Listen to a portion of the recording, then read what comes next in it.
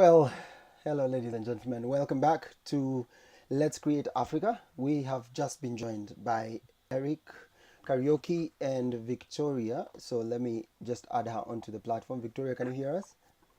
Loud and clear. Brilliant. Eric, can you hear us? Yes, Ah, loud and clear. brilliant. Thank you so much.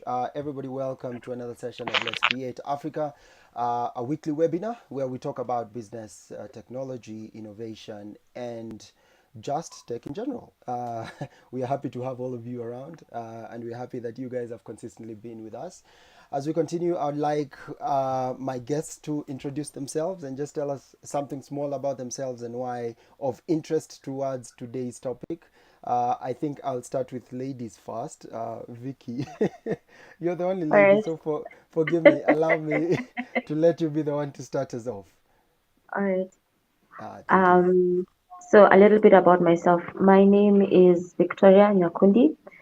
Um, Currently working at the Livelihood Impact Fund, where we seek to support leaders and organizations that are impacting their communities in a meaningful and durable way. Yeah, and I'm excited to be here to have a fun conversation and really to just sort of share from my experiences what I've seen. Thank you. Brilliant. Eric, I think we can go to you. Oh, fantastic. My name is Eric Mwangi Kariuki. The head of the HiiL Innovation Hub in East Africa. So at HiiL, we find, fund, and support entrepreneurs who are working to solve the most pressing justice problems. It's a pleasure to be in this conversation since I work a lot around, startups and the funding scene. Um, and it's always good to also have a perspective and build it from there. Thank you for the invitation, and I look forward to the conversation. Great. And you, Eric, I think you already started us off by talking about the scene. What can you tell us about the scene right now in Kenya and Africa when it comes to funding? What is new? What is old? What is the future, actually? Well, it's a very interesting. I think generally there has been a tremendous growth of startups across the continent. I think I was this year I attended the AfriLabs annual gathering, which brings all the hubs across Africa, and we had like 52 countries in Africa represented with you know one or two hubs or three hubs, but the biggest concentration of both entrepreneur support organizations, startups, and funding is in four main countries. So that is Kenya, Nigeria, South Africa, and Egypt. So this tends to be the biggest country where we see a lot of the funding, but also a lot of the more mature startup ecosystem. But also one of the key, and then the second perspective I want to say, and I think this was drawn from my, a friend of mine who is the founder of Laws Hablina Mojo. He said capital is white.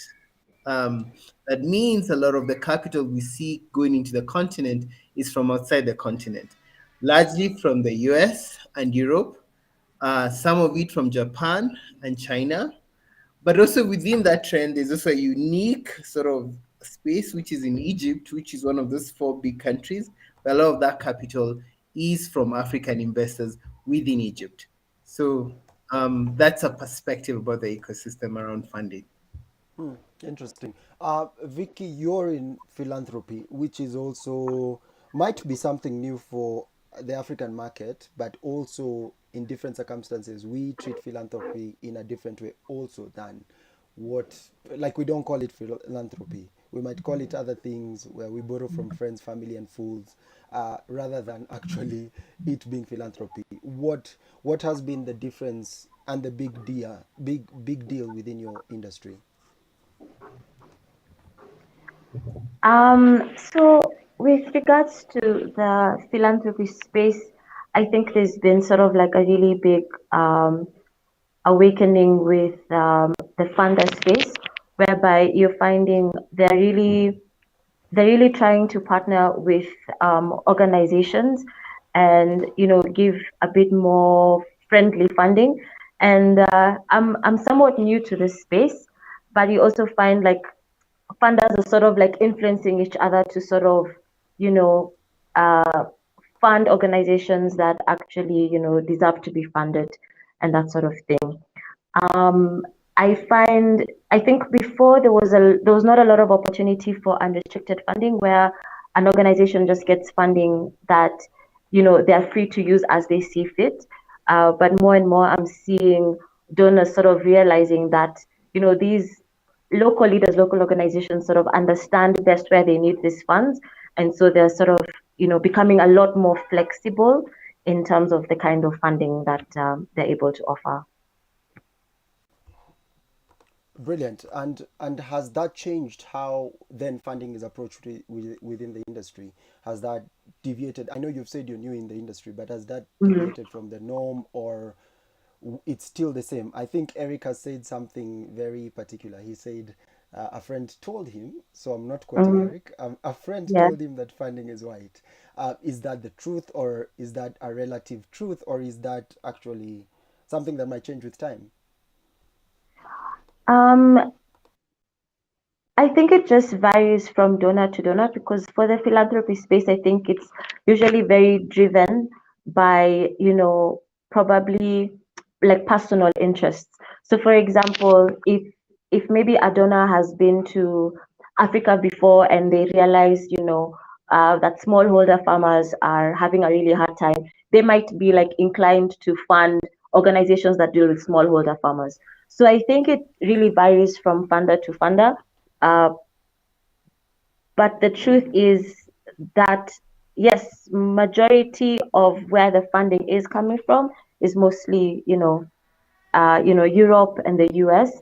But I do see also there's been sort of like a rise of trying to really build African-based networks with African, high net worth individuals who are willing to sort of, support, businesses or support organizations or fund in any small way. And that can be seen with the rise of, you know, uh, like angel networks. For example, like the Victoria Angel Network that's here locally. So you Mm. sort of start to see more people sort of getting into that mindset of being able to, support businesses locally or support organizations locally.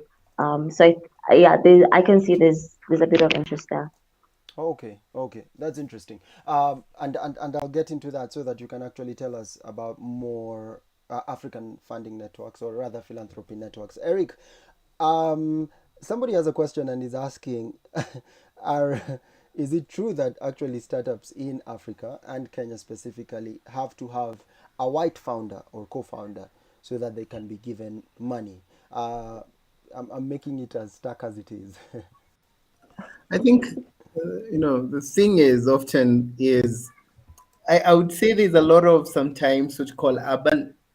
What I've seen a lot in this ecosystem. There's a lot of urban legend. So you take it's called generalization fallacy. So people take an example of one and then they expound it to wherever.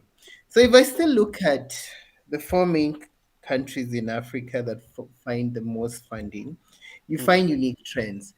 In Nigeria, predominantly you find, and they get a lot of VC type of funding. So it's not like so this means you have venture equity based private equity or venture capital, and you find majority of the startups there are um, Nigerian owned or Nigerian led, whether it's a local Nigerian startup founder based in Nigeria, Lagos, or is from the Nigerian diaspora based in the UK or elsewhere. Same goes to Egypt. South Africa has also dynamics based on its history, in the sense that there's been a history of apartheid, and then you find that there has been a shift and a move led by government and some local investors to to fund black owned businesses. There's actually even an incorporation for that. But then also you find a lot of the startups are also led by white South Africans, who basically also are able to access old networks to find that funding. Now, Kenya, not necessarily. Yes, I was looking at the data for the biggest companies that have been funded have had multiple rounds of funding, have gotten a large chunk of funding, which is still very predominantly fintech.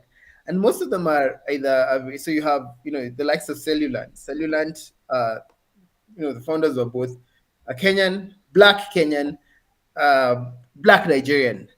If I Mm. look at Twiga Foods, yes, they had a white founder, but also a Kenyan. So this year we had two. We have, in the first half of this year, Kenya raised the most. It's $1 billion worth those of funding in 76 deals.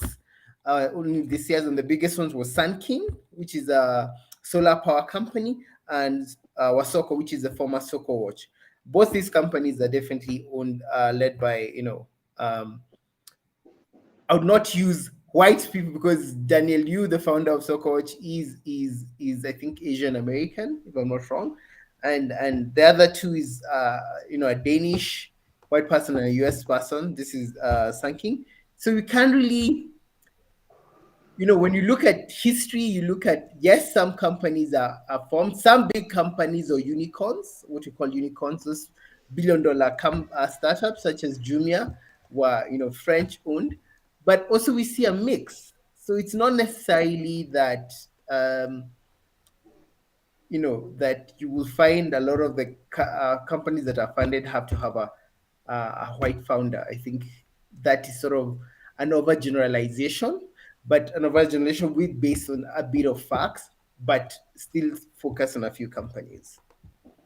Yeah. Interesting. Uh, just a minute, Vicky. What about you? How does the space look for you within your industry? The philanthropy space, which also I must admit most people don't know about. So maybe you can do a bit of demystifying philanthropy for us, because philanthropy for us is something totally different. And by us I mean Kenyans and Africans, especially those in the business community. Yeah. I'm just gonna sort of put a disclaimer there and just sort of say like um it's a space that I'm learning to like understand. So I'm just gonna share like opinions based on what I have seen so far. And I find that um there's a good phil for philanthropy, they're basically driven a lot based on like sectors of work, right? So you find, for example, like my organization is focused on like livelihoods. And there is also a strong focus on being able to support locally led organizations. And by this, I mean like led by like Africans.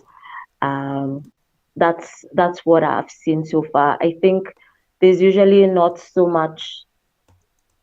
I've not yet experienced like much speak with regards to sort of there having to be like a white leader in an organization for one to get like donor funding or that sort of thing from what I've seen so far. I think it's always about there's a good reliance on what has this organization done, how does the leader like present themselves, what impact have has the organization been able to deliver, are they aligned to what the fund is looking to support. So I think it's a slightly different set in my view of criteria that is very sort of driven from what the fund really wants to establish and what they want to support. Hmm, interesting. uh, Eric, can you hear us still? Yes, I can hear Okay, you loud and clear. good. Because this question is to you. I think we've talked about there is, or so I can say. So people generalize it as racism in startups, and especially that's a lot of the times most African or Kenyan startups are complaining that the Europeans or Asians or other people of color have to come into the country for them to actually have a startup, or for your organization to actually have funding in terms of startup.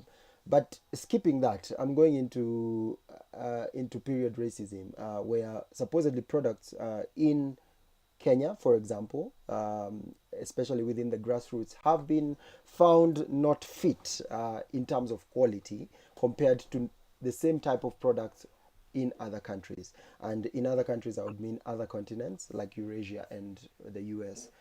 What can you say about that? Is it common? Why is it common? And is it even normal? But maybe you can also end with, is it even right? You put me in a vice. So I will speak about the. So for me, I will approach it in two ways. So there's the ethics of it, and then there is the business case for it. The reality is the cost of business in Africa is still high, extremely high, in the sense that when I mean the cost of business is, we talk a lot about manufacturing. So, and why don't we manufacture most of these things here? But then the thing is, how do you get raw materials from where they are produced to your factory?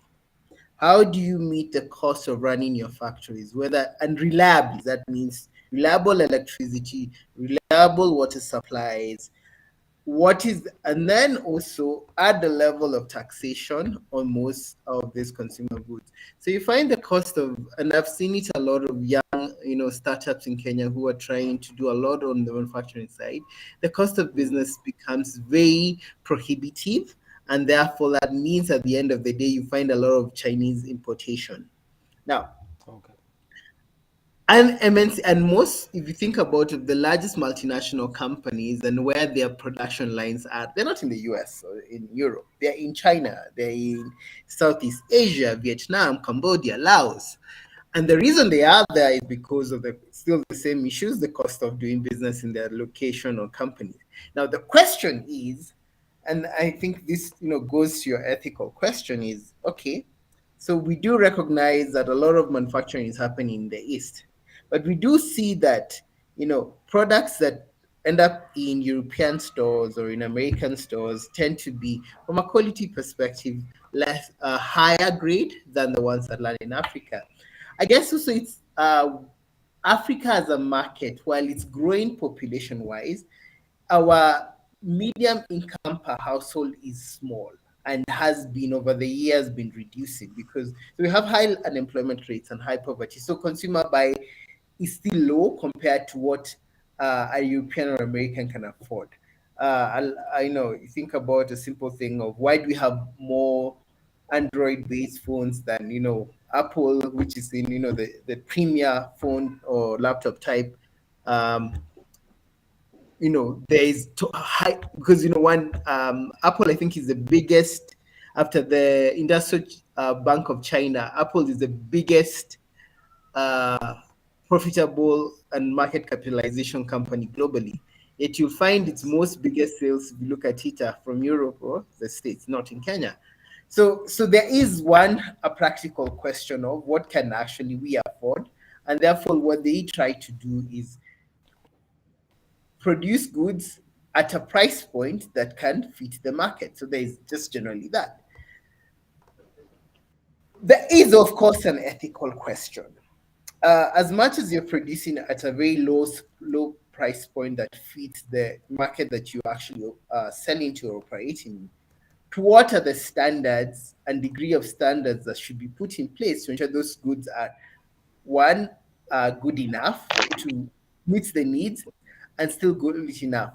And sometimes I feel this is where so there is that ethical questions that I think multinationals. I think it was Unilever a few years back. Products such as Always, Johnson and Johnson with their talcum powder products. So there's been that question of the ethics of how you deliver these goods to certain markets and ensuring the highest standards. But then there's also a counterpoint on that where in Kenya we have the Kenya Bureau of Standards, which is tasked with a duty and mandate to ensure that the products that are hitting the Kenyan market are up to standards and they are a standard body. What do they do about it? What do they ensure to ensure that these products are quality? So for me, it's sort of a very complex issue. So I feel across the value chain, it is good to hold the, these companies accountable but also answer those economies of scales question. But also, on the other hand, our standard bodies need and regulator needs to style up in ensuring that the products that are coming into the market are very quality. So I think I've given at least I've tried to give a balanced response to that. Yes, you've tried. You're as diplomatic as you could be. So thank you for that. Excuse me. So thank you guys for joining us. We are on Let's Create Africa, which is a weekly webinar talking about business technology, entrepreneurship, and technology. So welcome so much for those who are on Instagram. I can see you, Sylvia Chapngetich, Sharil, Masi. Thank you for joining us. Please wave. Thank you, Ndichumbogwa. Thank you for joining us, Eve Migwi. I can also see Akil Arshad. I can also see a few people on YouTube. I can see a few people on Twitter. Please send questions as you feel free. We are live on YouTube, LinkedIn, Facebook, and Twitter. And we're just having a conversation with Eric Mwang Kariuki from HiiL, which is the Hague Institute of Innovation Law. Am I right, Eric? I got it right. Yes, the smile means I got it right. And then also with Victoria Nyakundi from Livelihood Impact Fund, and myself from Let's Create Africa. Please note that this session, this webinar, is sponsored by Startinev, an innovations ecosystem enabler, and Let's Create Africa, a communication social enterprise. Thank you so much for joining us. We are talking today about opportunity racism in Africa and Kenya specifically. If we talk about home.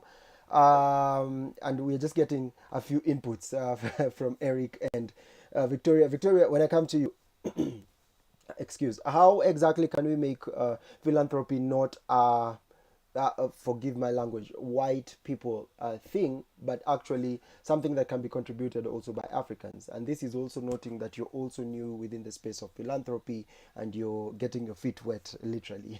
How exactly can we involve the ecosystem, or how can we grow an ecosystem for philanthropy also for Africa? Yeah, I think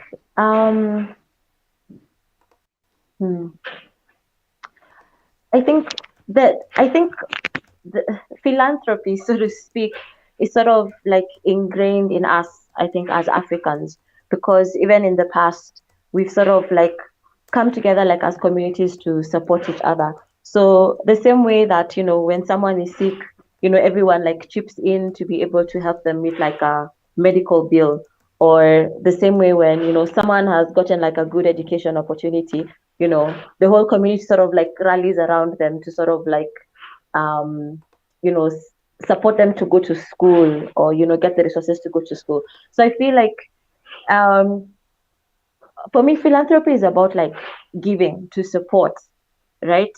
And Yes. in my opinion, it's sort of like already ingrained. It probably just people just need to be like more aware about it, to sort of say that, I actually have like some extra money and I can give it towards like a good cause.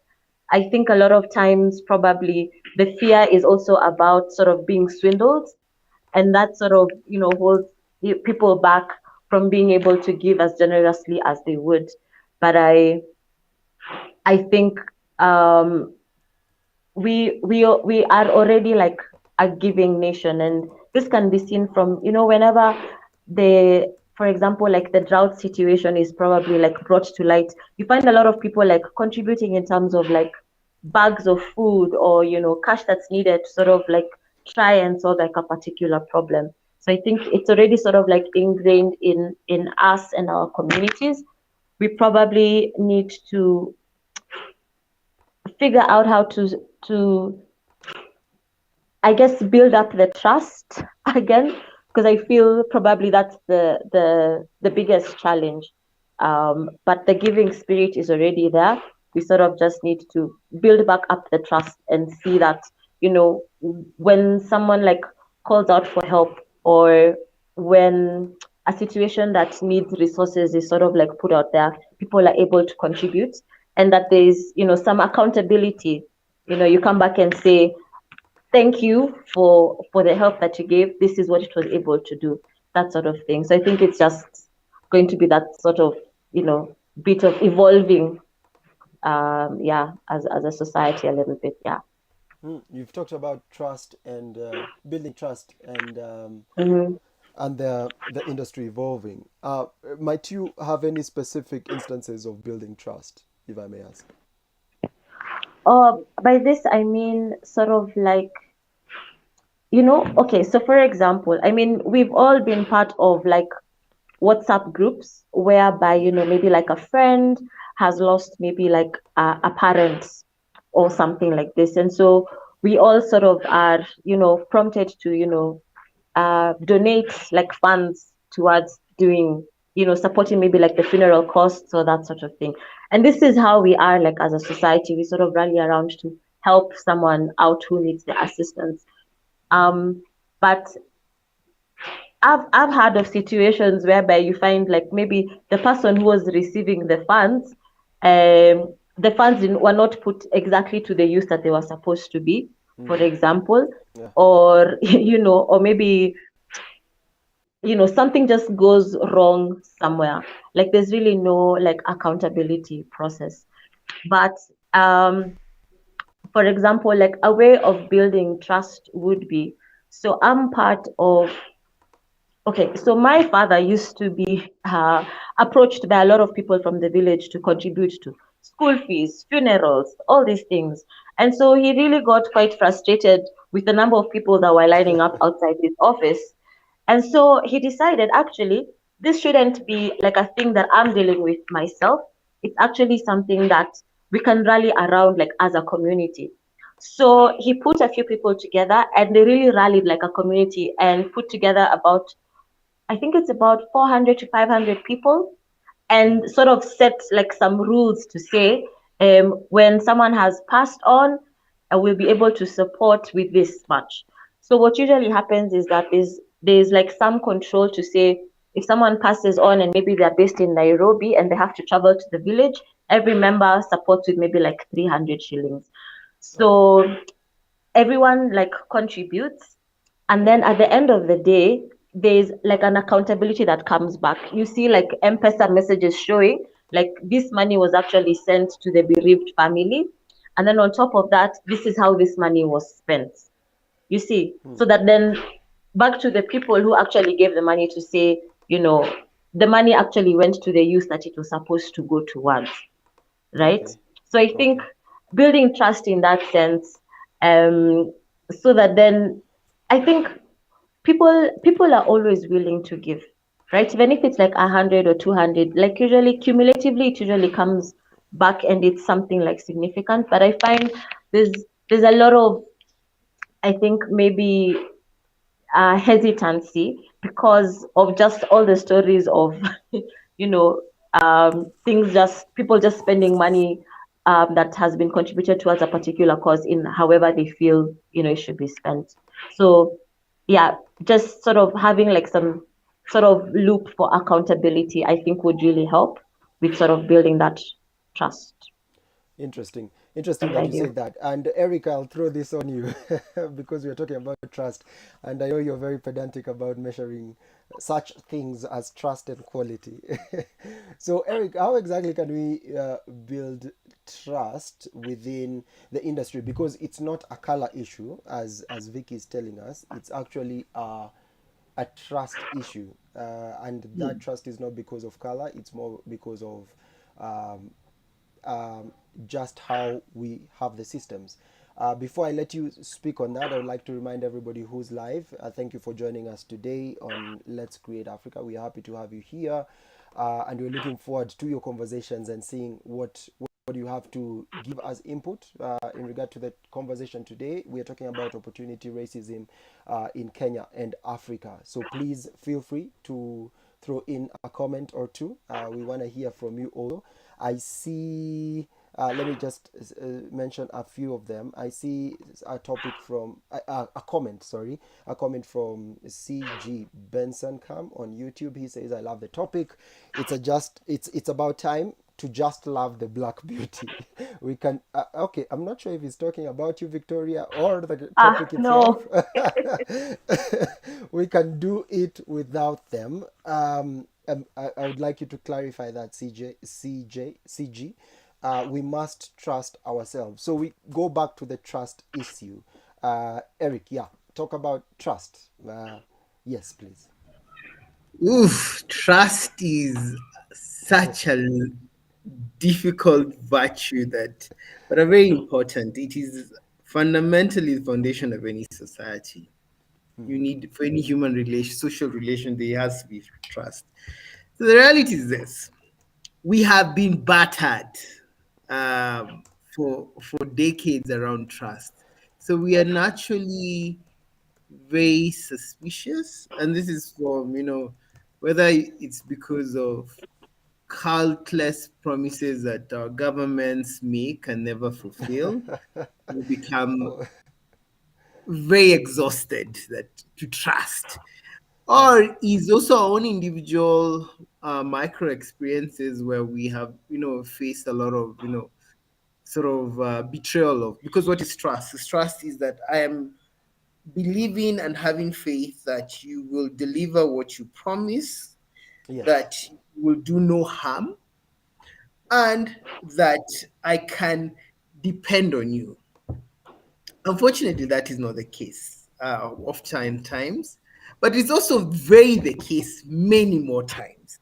So that's also, as much as I say there is, on a societal level, yes, there is a trust deficit, but on a family and communal level, or at least in spaces where, like in the rural places where community is still huge, there is still a huge level of trust. People do trust, and we begin from a place of trust. I Before you show me dust or you do funny thing, we always begin from a place of, oh, I'll give you a chance. Now, if that chance is given and the person doesn't fulfill or to that commitment, now we become mistrustful and suspicious. So I think we definitely. So how do you build or rebuild? Because this is about restoring trust, especially. So I think it begins obviously at an individual level, allowing ourselves the opportunity to sort of give chances, despite our history of betrayal, of promises being broken.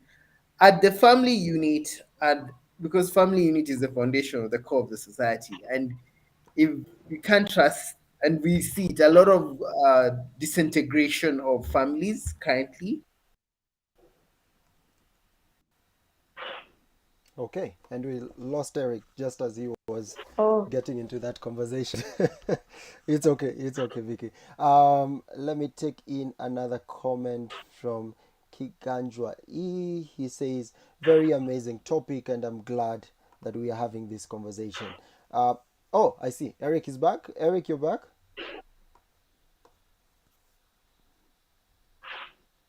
Hello, Eric. Can you hear us? Okay, as he's figuring that, maybe, My maybe network is a bit for you. shaky. Oh, good. We can hear you now. Are you okay? Okay, you can hear me now? Yes, we can. Loud and clear. Yes, I can.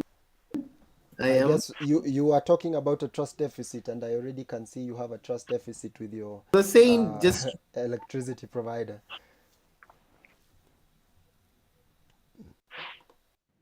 Yes.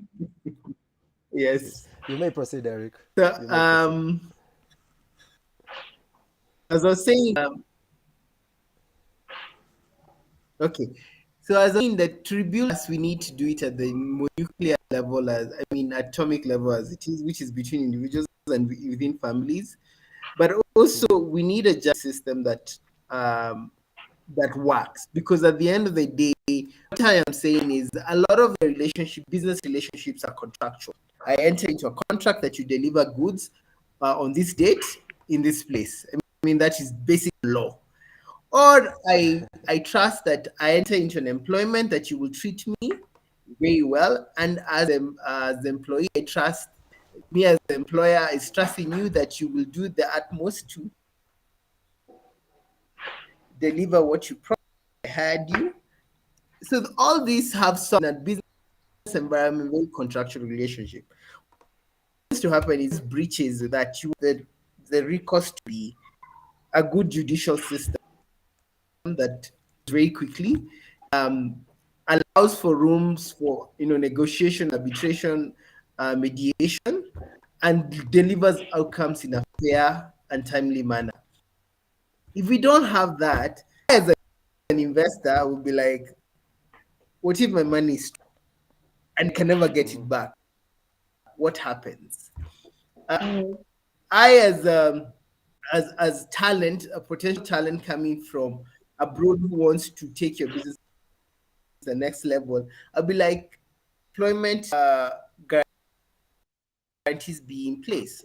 Looking at the so we do need a system that in case of such breaches, there's legal that and delivers fair outcomes. Um, yeah, I think for me those are the ways we actually work on restoring and nurturing trust uh, currently. But who exactly makes up this system, Eric, if I may ask? Because you're saying somebody has to make up this system. Is this a system made by government? Is this a system made by the organization trying to get funding? Is this something made by the people giving the funding? Who exactly makes up this system? I would like to also ask our viewers on Instagram, Twitter, LinkedIn, and Facebook. Please just send in your comments as you continue with this conversation about racism, opportunity racism in Kenya and Africa. Yeah, Eric, did you hear that question?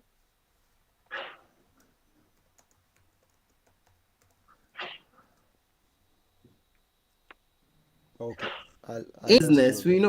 we talk about entrepreneurial. You could learn what an ecosystem. Hello, Yes, I can hear you hello, now. hello. We can hear Can you you. hear me? We can hear you. Yes, sir. Can you hear me? Yes, we can. Okay. The thing is this: you people, we use.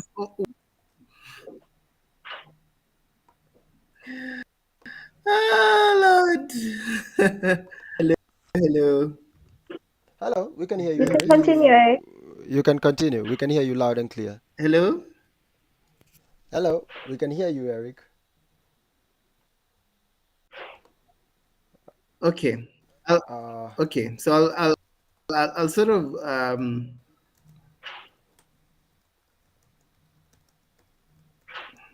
I think you're trying to type something. yes, we are saying we can hear you loud and clear. Okay. So, yeah. Sorry. So I'll keep it very simple. You're asking who is it the Okay. responsibility of nurturing and building this system? It's everyone. Yes. Because at the end of the day, we talk about systems. The minute you mention the word system, what is system? System is unit parts connected and interconnected and interrelated. So it means a how organizations, in terms of how their cultures, practices, policies nurture trust. That's at an organizational level. At an individual, your own individual ethics.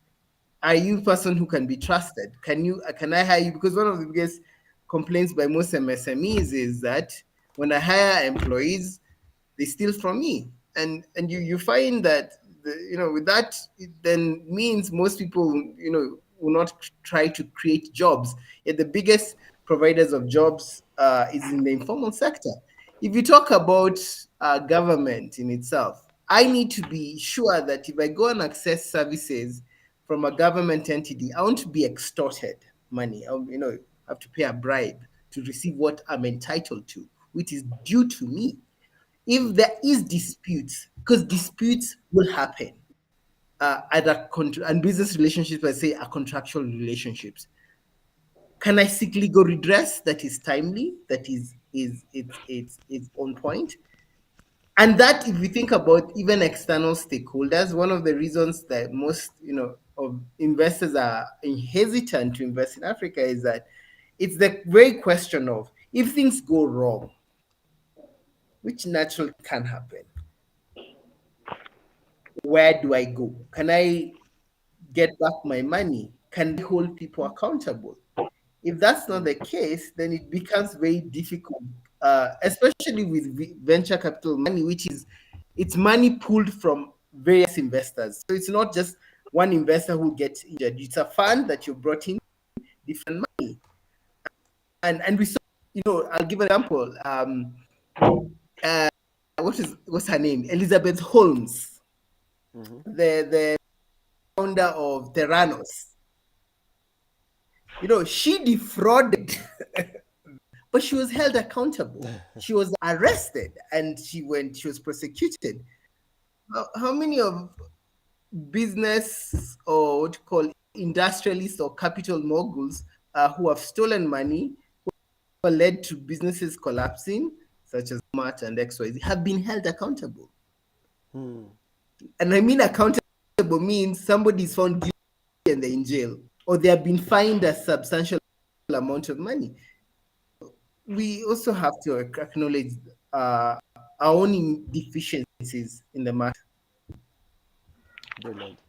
Brilliant. Hey, deficiencies in the market. For you, Victoria, now that you're using very heavy words, what have been the deficiencies in the market for you?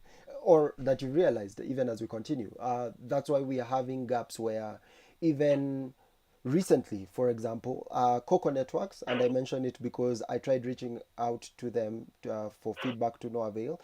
An ex-employee of Coco Networks reached out and said they were fired from their jobs from Coco Network because of speaking against racism in the organization. They tried escalating it to the HR to no avail, and thus they were fired. And so, what have you seen as the deficiencies in the marketplace, even when it comes to working for organizations that have founders who are of a different color or different perspective? Because it's not a Kenyan after a Kenyan, I think. In this case scenario, it's actually an African against an American or a European. Yes, I know that was a tough one for you. We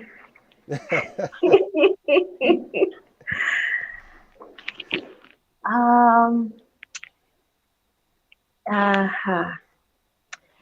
I think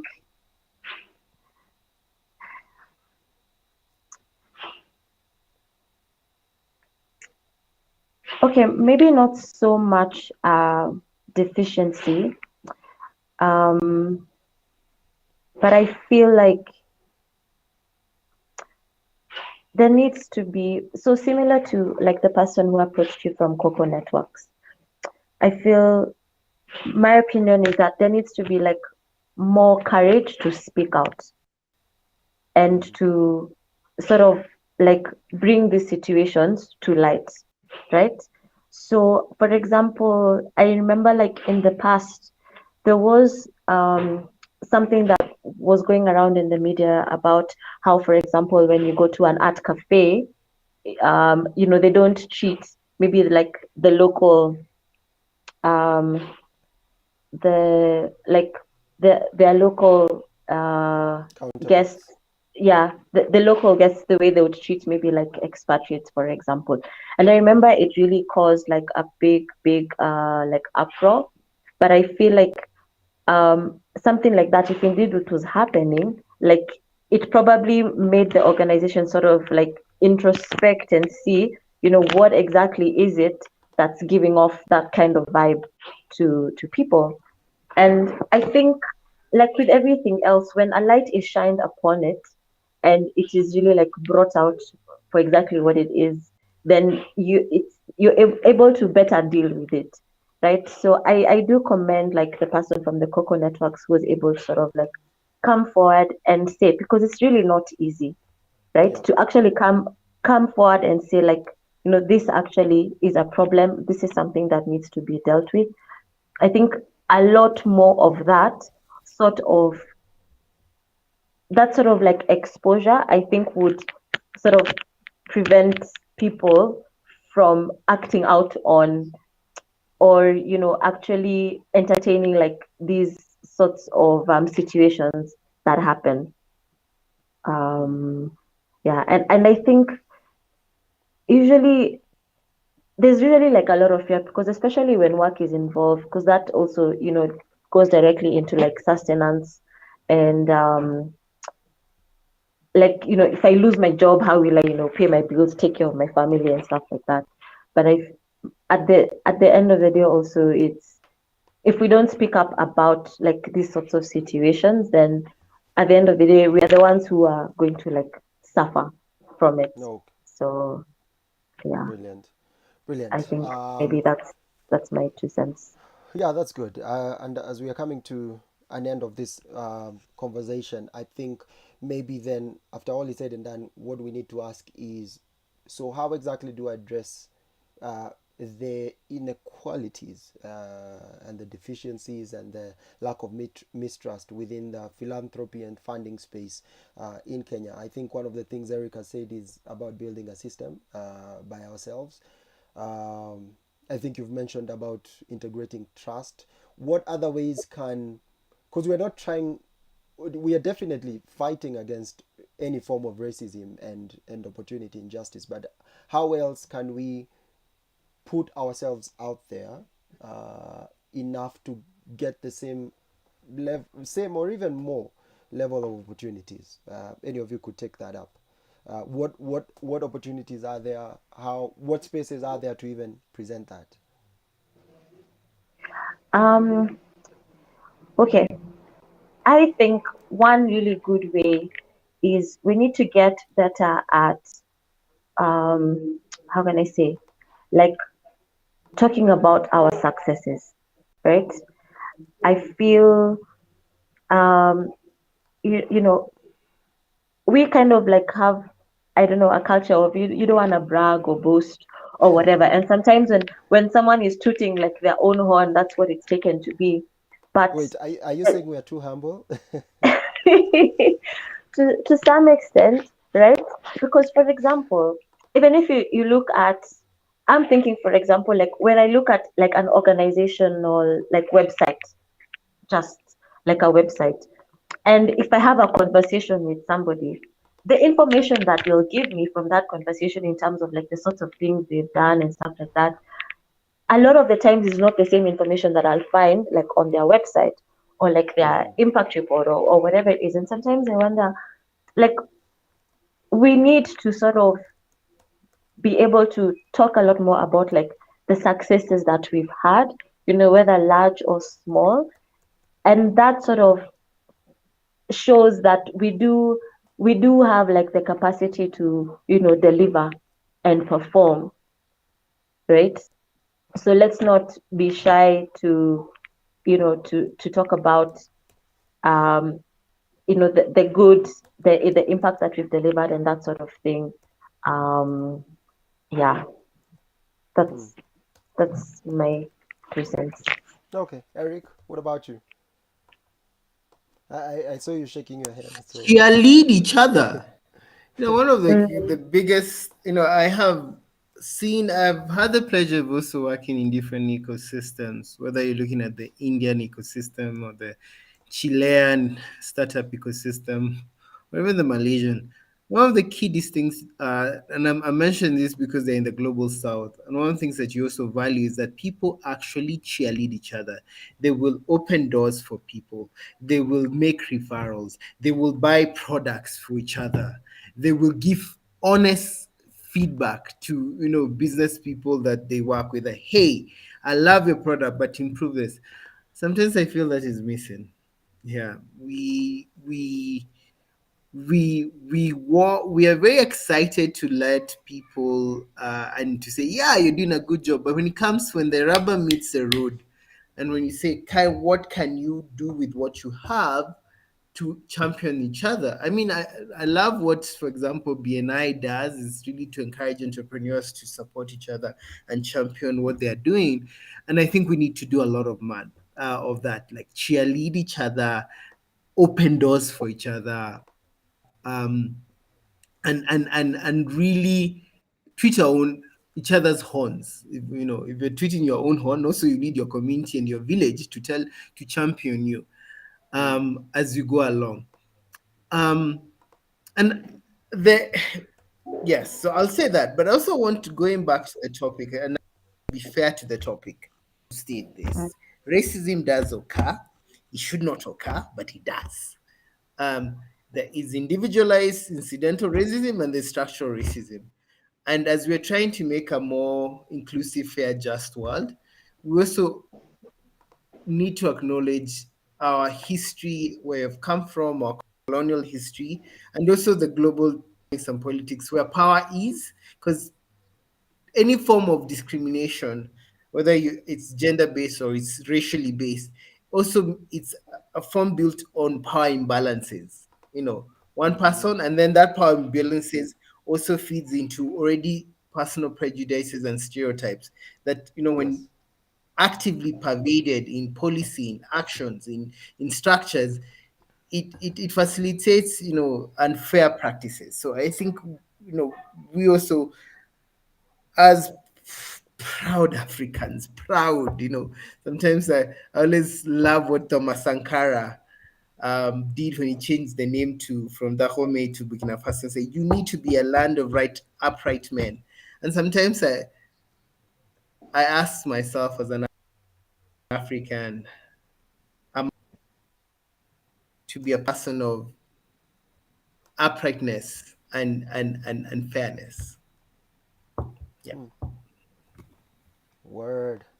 Okay. Vicky. uh, I like what you've said, being proud Africans. And it's not a pride of just showing off, it's actually a pride of believing in ourselves and knowing uh, our, our, our, our worth, I believe, right? Great. Vicky, what do you think? I agree.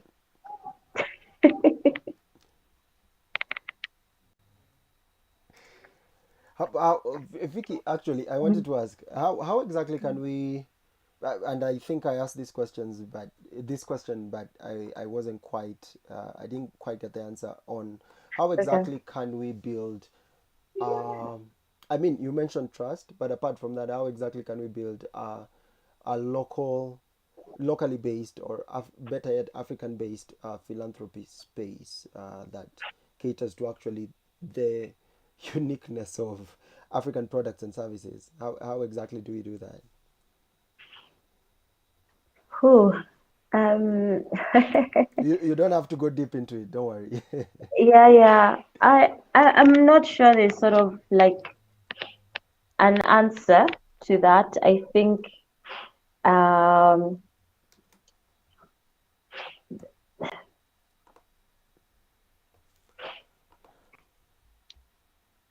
I think there's hmm, yeah. To be honest, I think there already sort of exist like some organizations um like this, and I think it's about sort of also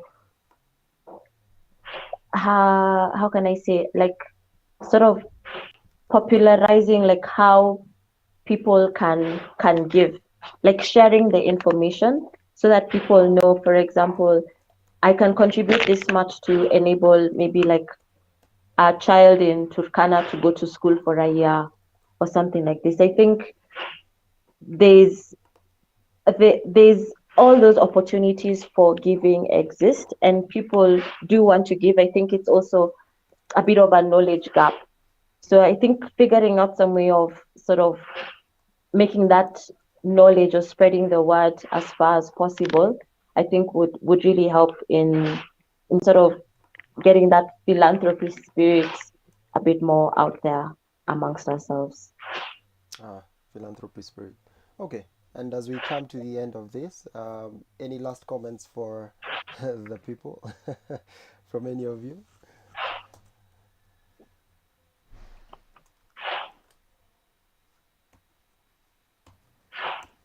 Actually, let me read a comment first Um, before you continue. any form of discrimination. Mhm. Sorry, Eric, Hello. you may continue.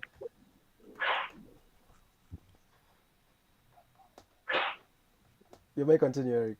Thank You you. have a you can I speak or can you hear me? Yeah, yes, yes, please speak.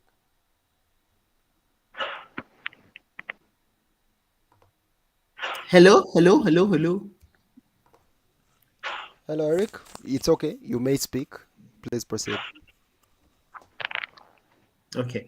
So my last remark um is essentially this. We need to build in ourselves the sensitivity to understand and acknowledge sort of the disparities and uh, sort of discriminative practices that pervade our society. And by being sensitive to that, sort of doing the work of learning, reading, we're able to also build our voice to be able to adequately call them out and address them. Because sometimes what I do find is that um, we have a cognitive dissonance. We're here ready to raise fire about racism and why it should not occur, and we need to fight it. But then we are equally as capable of allowing for and collaborating with other sort of discriminative that such as gender-based practices, exclusion of minorities and marginalized people, and even think or tribalism. So we say in justice, he who comes to justice has to come with clean hands. So if you're here to raise hell about racism, also you reflect of what work you've done and what kind of have used your privilege uh, in your day to day, and to also protect and address such disparities, whether it's classism or whatever. So come to the table also with some clean hands. That's my parting shot. Wow. Okay. Vicky. Um,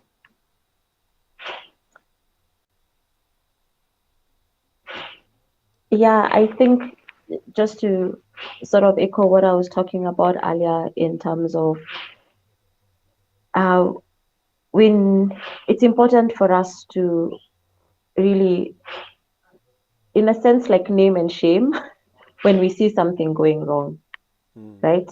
That's the only way we'll sort of be able to sort of like overcome some of these things, but also like uh, like how yeah, essentially just being like courageous enough to sort of say like this is going wrong, this should not be happening, this needs to change. Because I think, and if we start that like at the individual level, then that sort of goes into all other areas. Yeah, and yeah. thank you for having me. Thank you, Vicky. Thank you, guys. Thank you, guys, for joining. Uh, wow, that brings us to the end of today's session with 15 minutes past time. Sorry because we started with a few technical hitches, but we are back. Thank you, guys. I see we have an audience of 56 people online. That's combined on LinkedIn, Facebook, Twitter, and Instagram. Thank you so much, everybody, for joining. Today we are talking about uh, let's talk about racism, opportunity racism in Kenya and Africa. And thank you guys for participating in this and putting in your comments. Please feel free to reach out to us at let's talk at letscreateafrica.com if you'd like to be a part of the show, or if you'd like to just write in. I would like also to say thank you to our sponsors, The Future of Work, KYR Africa, that's Know Your Rights Africa, I would also like to say thank you to Startinev, Soko, and Let's Create Africa, and Startinev, who are actually the main sponsors of this event. Thank you so much for joining us. Eric Mwangi Kariuki from HiiL, thank you so much for joining us today and leaving us with something to think about, even as we think about this, for lack of a better word, color war in Kenya and Africa as a whole, and even within the funding and startup ecosystem. Vicky, thank you also for your inputs in regards to philanthropy. I'll definitely have you again, both of you, because I want to get more about the each of your ecosystem, and especially Vicky for your philanthropy ecosystem. I think that for us as Africans is still a very new concept. Might be something we've practiced in different words, but still new when we call it philanthropy. Again, I would like to say thank you so much, and thank you for everybody for joining us. My name is Wahiga K. Muturi, and it's been an honor to host all of you and participate in this session. See you again tomorrow and next week. Last comment actually from Daniel Nyagaya. I just bumped into this interesting conversation. Thank you, Daniel. We are always live and on every Thursday. But this week we actually have two topics to cover. Today we did let's talk about racism, opportunity racism in Kenya and Africa. And tomorrow we'll be doing a show from the diaspora, a Kenyan, Australian-born artist who'd like to be memorialized tomorrow. Then, without further ado, and now, honestly, for the last time, my name is Wahiga Kemuturi, and thank you for joining us, ladies and gentlemen. See you again. Please find us on social media. Let's Create Africa. Comment, like, share, subscribe. Let us hear from you. We are happy to have hosted you. Have a good evening, and God bless. Thank you so much, guys. Thank you, Eric. Thank you, Victoria. Thank you so much. Thanks. You made Thank it you. possible. Bye bye. Bye.